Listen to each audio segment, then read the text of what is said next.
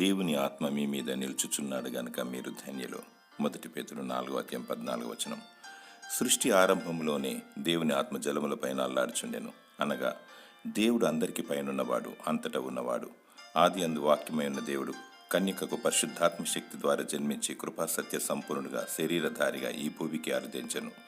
ప్రభువైన యేసుక్రీస్తు మనుషులందరి రక్షణార్థమై శిలువలో చనిపోయి తిరిగి లేచి ఆరోహణమై వెళ్ళిపోయేటప్పుడు నేను వేరొక ఆదరణకర్తను మీ మధ్యకు పంపుచున్నానని సెలవిచ్చాడు.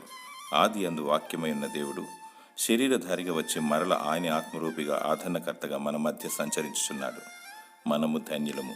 మనకు పైనున్నవాడు, మనతో ఉన్నవాడు, మనలో ఉన్న దేవుడు, ఆయన ఆదరించువాడు, ధైర్యపరచువాడు, అద్భుతాలు చేయవాడు.